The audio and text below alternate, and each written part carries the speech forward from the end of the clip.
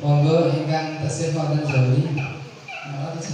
Nggih, mbok pilih dimulai mawon nggih Bapak Ibu sedaya. Bismillahirrahmanirrahim. Assalamualaikum warahmatullahi wabarakatuh. Waalaikumsalam warahmatullahi wabarakatuh. Alhamdulillah wa syukurillah.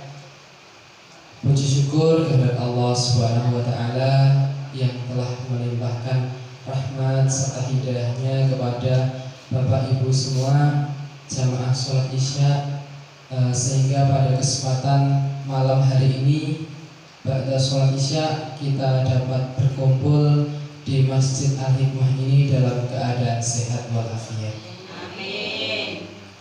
Tidak lupa sholawat serta salam semoga selalu tercurah kepada junjungan kita Nabi besar Nabi Muhammad Sallallahu Alaihi Wasallam yang selalu kita nantikan syafaatnya di yaumul akhir nanti. Amin amin ya rabbal alamin. Sebelumnya yang terhormat Bapak Ustadz Abu Zaki dan Abu Zain, yang kami hormati Bapak Dukuh Badukadublo, Pak Sunarna, yang kami hormati Pak Takmir Masjid Al-Hikmah, serta jamaah sholat Isya yang insya Allah dirahmati Allah Subhanahu Wa Taala. Amin. Oke, perkenankan saya di sini akan memandu jalannya acara pada kesempatan malam hari ini. Adapun nanti acara yang akan kita lalui yang pertama pembukaan, yang kedua ada sambutan selamat datang dari Bapak Takmir Masjid Al-Hikmah. Kemudian yang ketiga nanti ada acara inti yaitu pengajian. Kemudian yang keempat ada tanya jawab dan yang terakhir nanti ada penutup. Baiklah, mempersingkat waktu, marilah acara pada malam hari ini kita buka dengan membaca Al-Fatihah bersama. A'udzu billahi minasy syaithanir rajim. Bismillahirrahmanirrahim. Alhamdulillahi rabbil alamin. Ar-Rahmanir-Rahim. Maliki yaumiddin. Iyyaka na'budu wa iyyaka nasta'in. Ihdinas siratal mustaqim. Siratal ladzina an'amta 'alaihim ghairil maghdubi 'alaihim waladdallin. Amin. Semoga dengan bacaan Al-Fatihah pada kesempatan malam hari ini acara pengajian rutin malam Sabtu Pahing di Dusun Tunggu ini dapat lancar dan selanjutnya juga dapat dimudahkan oleh Allah Subhanahu Wa Taala. Amin. Masuk acara yang selanjutnya adalah sambutan selamat datang dari Takmir Masjid Al-Hikmah Lombok. Untuk itu kepada Bapak Sutino kami silakan. Matur nuwun sanget dereng sampun dipun paringi Allah. Assalamualaikum warahmatullahi wabarakatuh. Ya Alhamdulillah, syukurillah, wassalatu wassalamu ala rasulillah Muhammad ibn Abdillah wa alihi washabihi wa mawlah. La haula wa la quwata illa billah. Amma ba'du. Dumateng panjenengan wa juga hormati inang datang panjenengan Bapak Al-Ustad ingkang sudah Bapak Al-Ustad panjenengan Gus Ino Abu Zain ingkang kalih Bapak Al-Ustad Pak Sunati Abdul Zaki ingkang datang para jamaah kaum muslimin muslimah yang dipun mulyakaken Allah Subhanahu wa taala ingkang hormati. benar subhanahu wa ta'ala semoga kita tansah panjataken rasul syukur kita dumateng Allah Subhanahu wa taala. Ieu kantunan tansah paring matur nuwun kenikmatan kang grandala kesempatan datang Gusti waipun kenikmatan iman Islam saesan. Lamun dan Allah Subhanahu wa taala paring datang Gusti diunangkan berani nikmat sehat sehingga kandikan berani nikmat sehat lan kandi nambahan yang ngeraos iman kita Allah Subhanahu wa taala. Alhamdulillah kita saged makam manunggal wonten Baitullah ta'italipun Allah Subhanahu wa taala.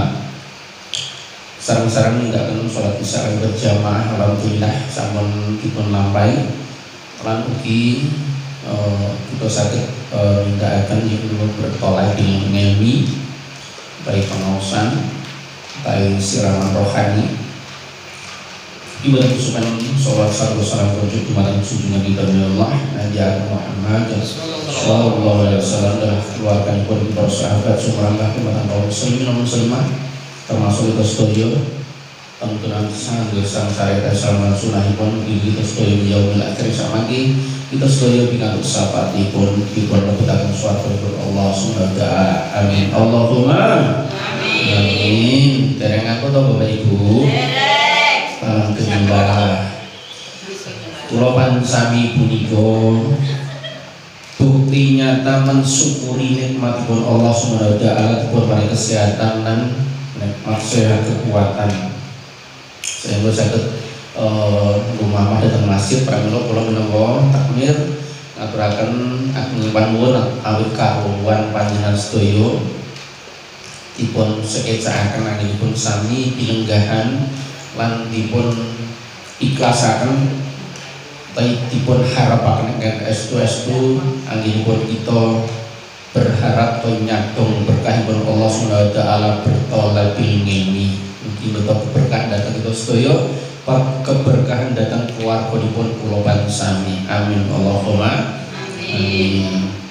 Sinaosa Jawa punika mboten menghalangi langkah kita, meringankan langkah kita menuju datang Baitullah dipun Allah Subhanahu wa taala.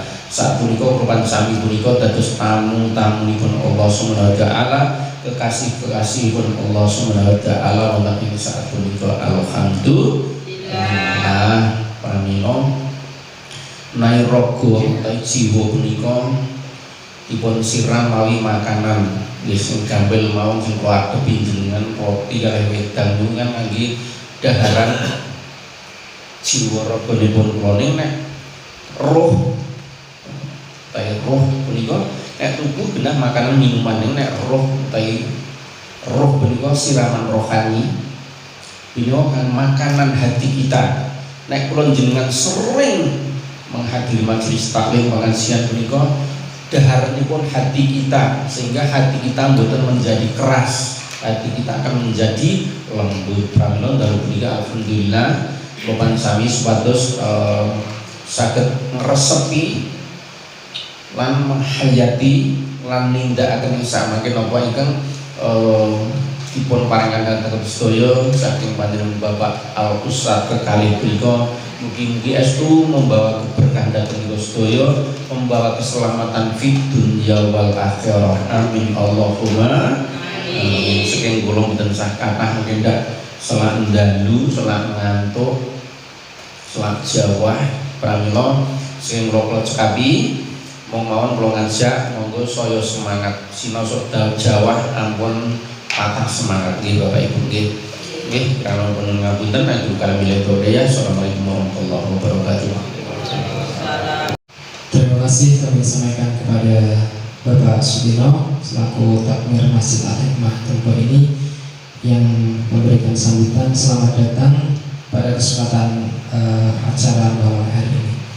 Bapak Ibu yang berbahagia, acara selanjutnya adalah penyampaian atau acara inti penyampaian materi oleh yang pertama dari Bapak Ustadz Abu Zain. Untuk itu pada Bapak kami silakan.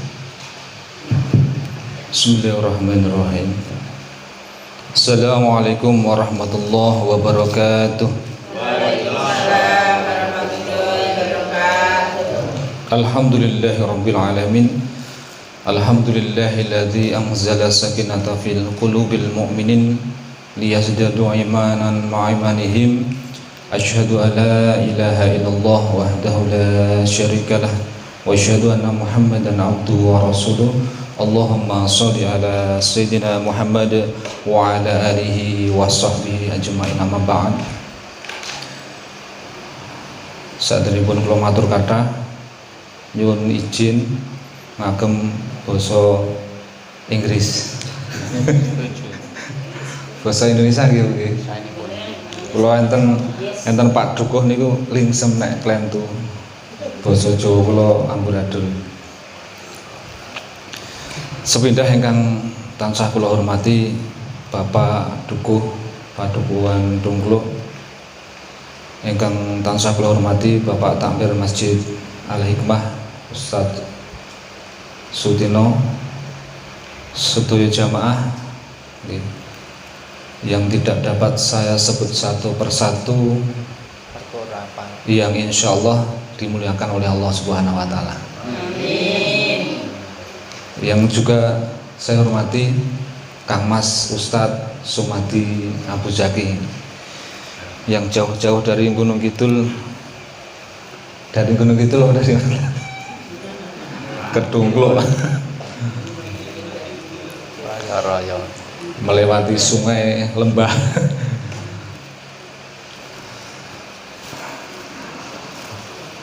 Niki ngobrol mawon nggih Bu nggih. Insyaallah ajeng kula critani Bu.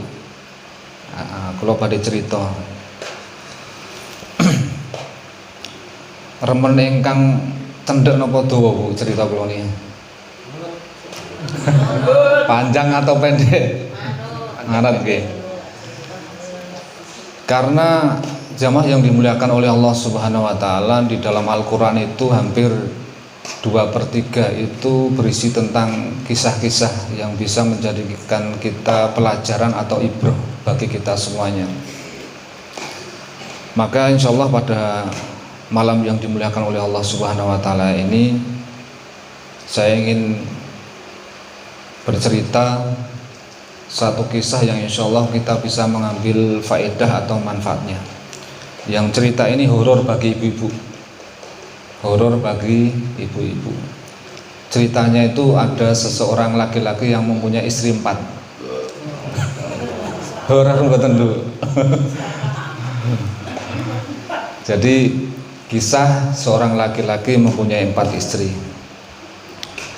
Singkat cerita, kisah dimulai di suatu kampung. Lahirlah seorang anak manusia yang sangat rupawan, dan tak menunggu lama anak ini tumbuh menjadi pribadi yang dewasa.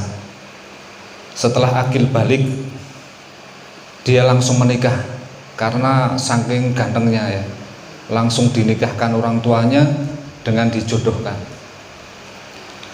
Akhirnya singkat cerita, karena dijodohkan maka rumah tangga standar saja, namanya fluktuatif,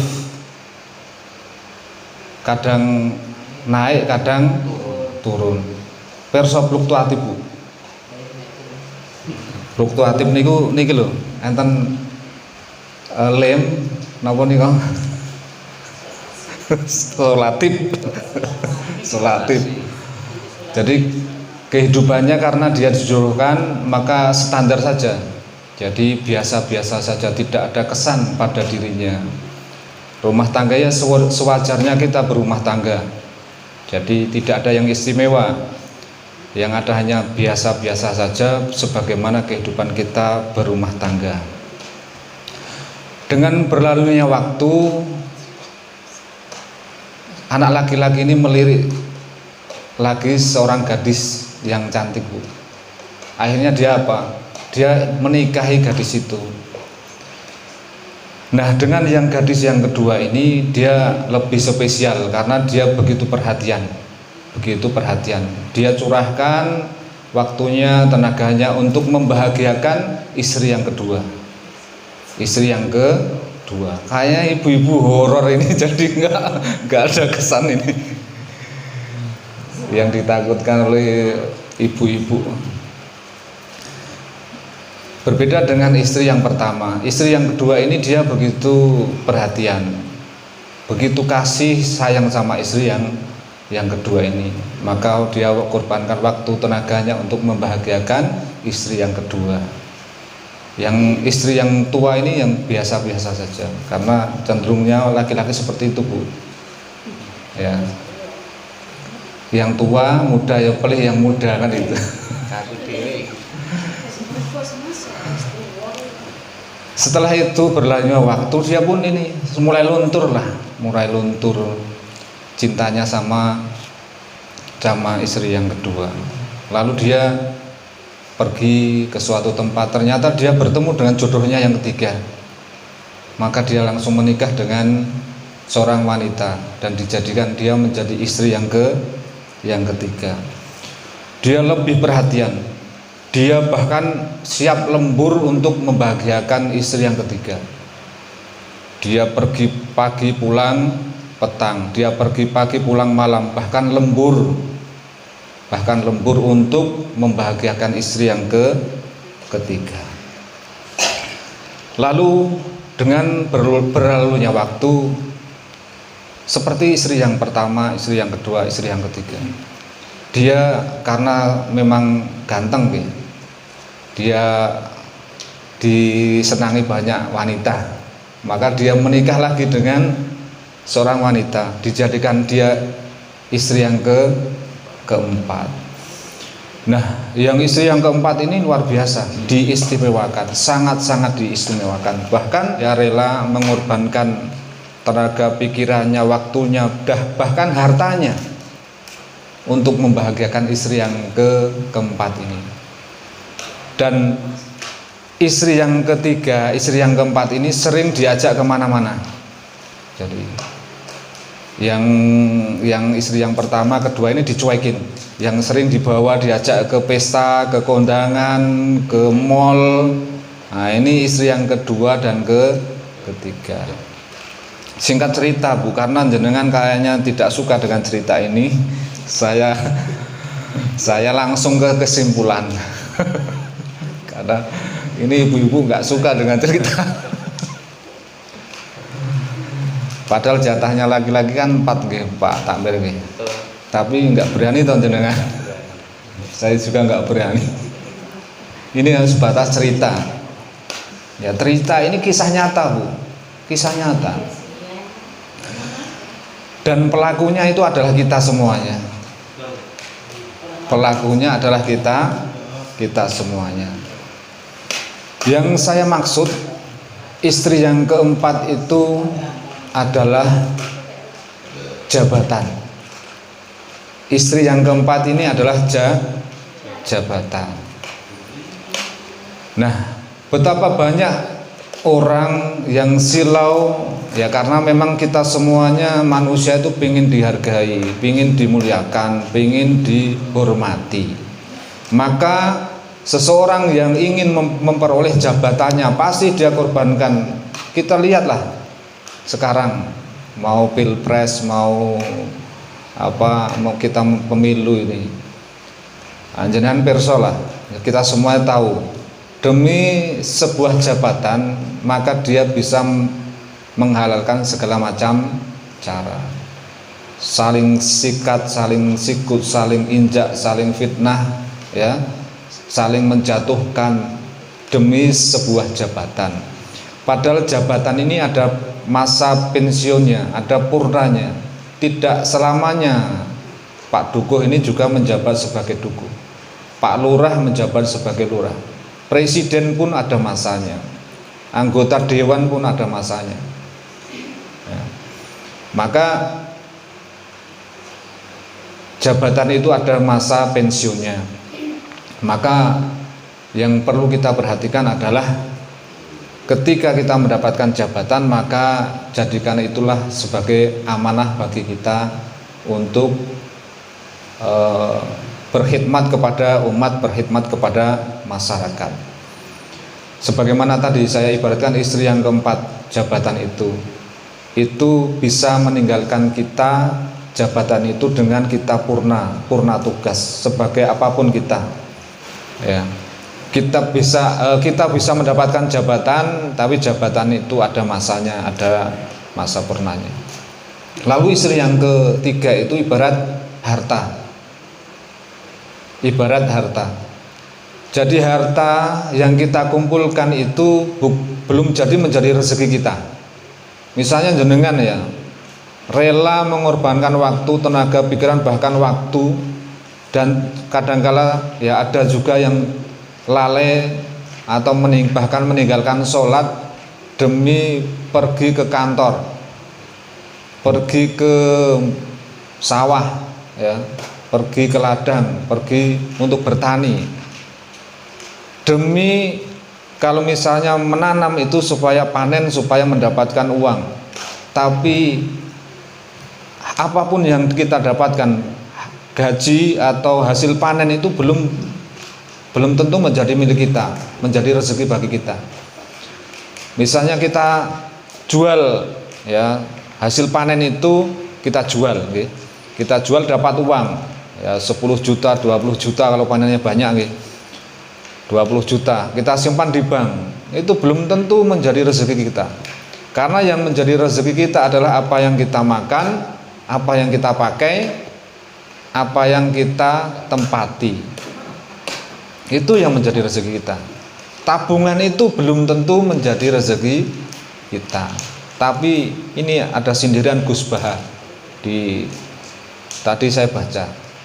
Gajah itu kalau makan, Bu, gajah itu kalau makan, ya makan saja sampai kenyang. Waktunya tidur dia tidur. Tapi manusia itu kadang untuk mencari makan itu dia lupa tidur, bahkan begadang.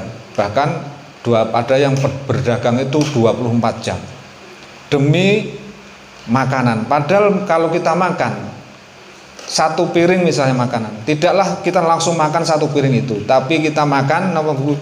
Kita makan satu suap, ya. Itu sindiran Gus Baha.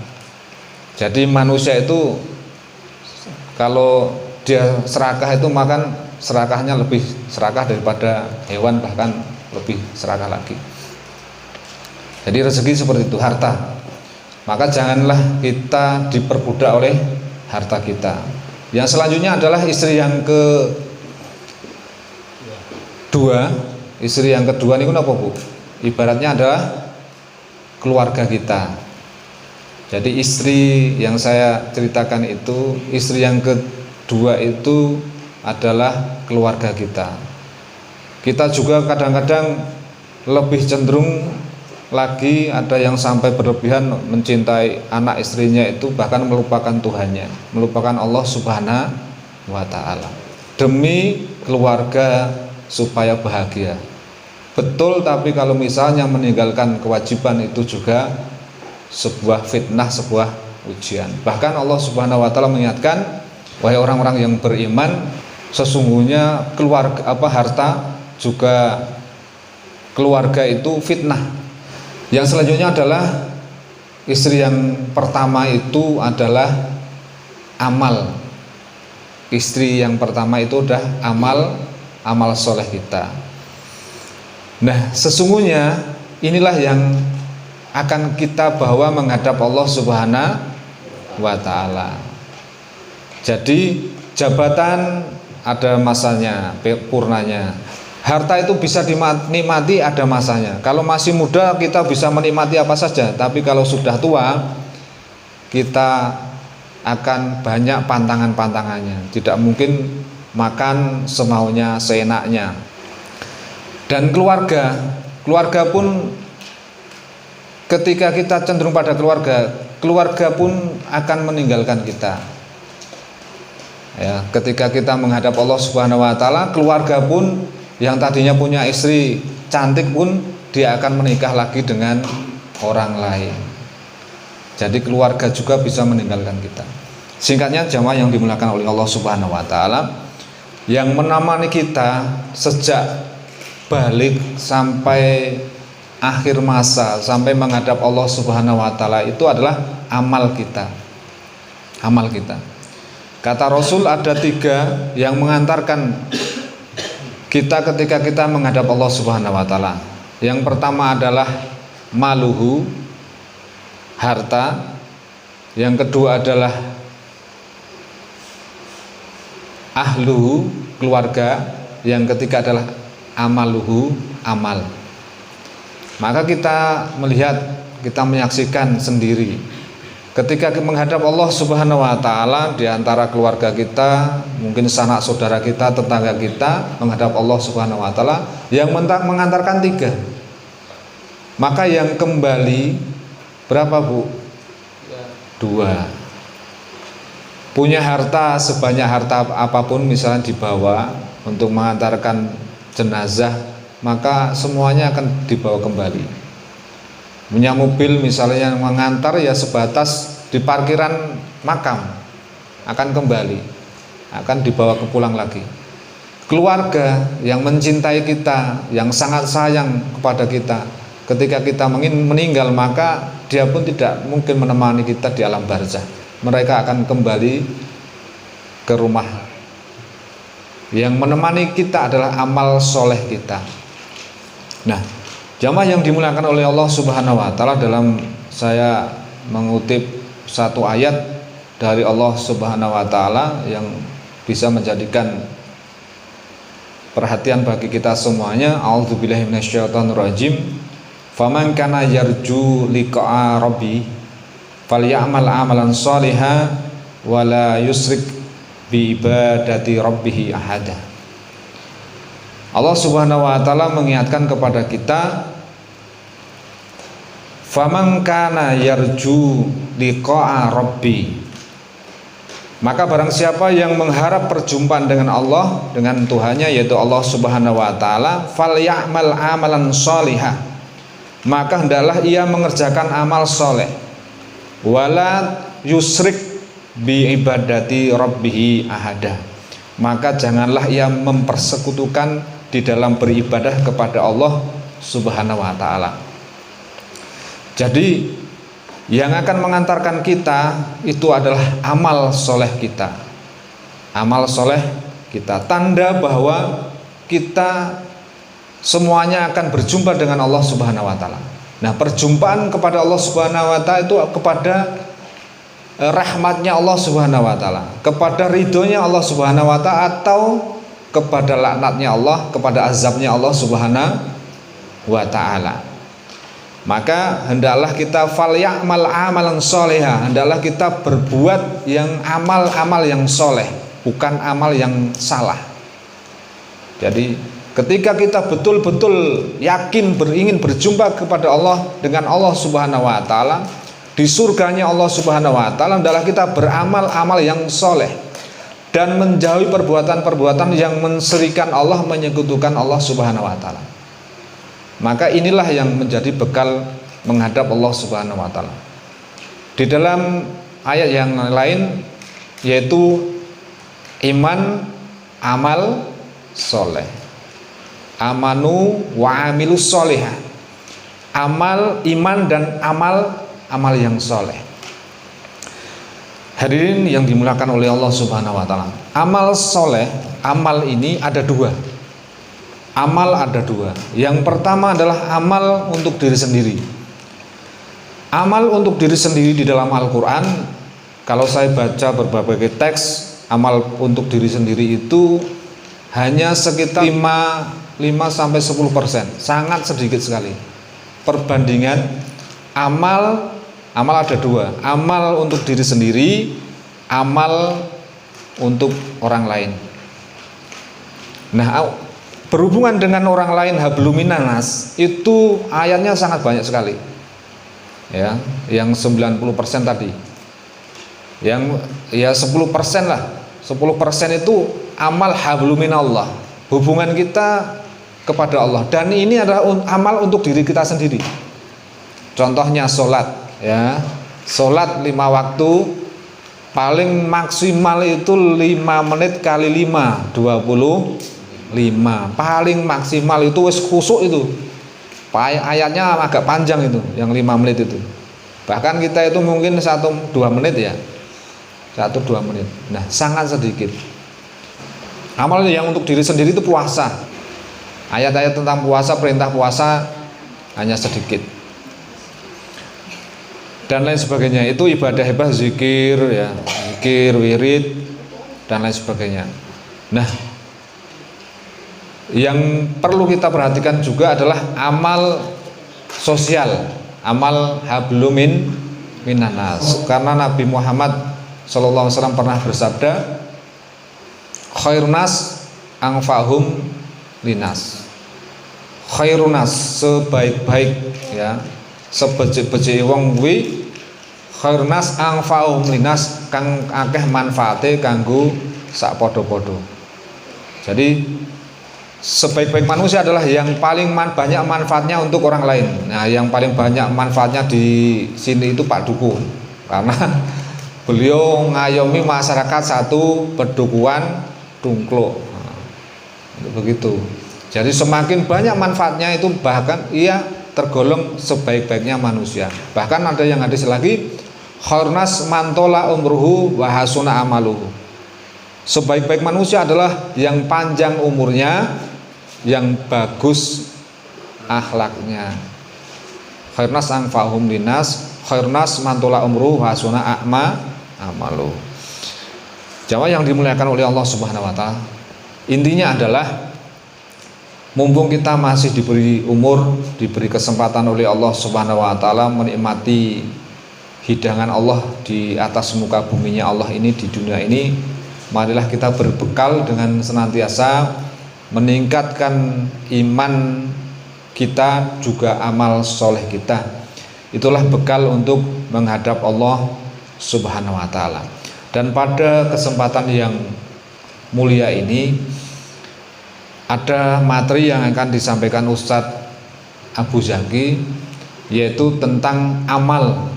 Yang amal ini ya kayaknya harus disiarkan untuk masjid kita yang tercinta ini. Amalan yang insya Allah amalan ini menjadi tanda kita iman kepada Allah, juga iman kepada hari akhir. Yaitu Allah Subhanahu wa taala berfirman, a'udzubillahi minasyaitonirrajim, innama ya'muru masajidallah man amana billahi wal yaumil akhir ila akhir ayat. Jadi artinya adalah innama ya'muru masajidallah, sesungguhnya yang pantas memakmurkan masjid-masjid Allah itu adalah man amana billahi, orang yang beriman kepada Allah, wal yaumil akhir, dan hari akhir. Jadi tandanya kita memakmurkan masjid ini berarti kita termasuk orang-orang yang beriman kepada Allah dan hari akhir. Kalau kita tidak ingin memakmurkan masjid ini berarti kebalikannya. Maka insya Allah mudah-mudahan menjadi motivasi bagi kita untuk senantiasa memakmurkan masjid-masjid Allah. Ini adalah menjadi bekal amal soleh kita untuk menghadap Allah Subhanahu wa taala. Demikian jamaah yang dimuliakan oleh Allah Subhanahu wa taala, apa yang dapat saya sampaikan, mudah-mudahan ya kita digolongkan oleh Allah Subhanahu wa taala menjadi pecinta-pecinta majelis ilmu, senantiasa bersemangat untuk menghadiri majelis-majelis ilmu yang ini ciri orang-orang yang beriman kepada Allah dan hari kiamat. Allahumma amin ya rabbal alamin. Kurang lebihnya mohon dimaafkan. Wassalamualaikum warahmatullahi taala wabarakatuh. Waalaikumsalam warahmatullahi wabarakatuh. Terima kasih kami sampaikan kepada Bapak Ustadz Eko Hussein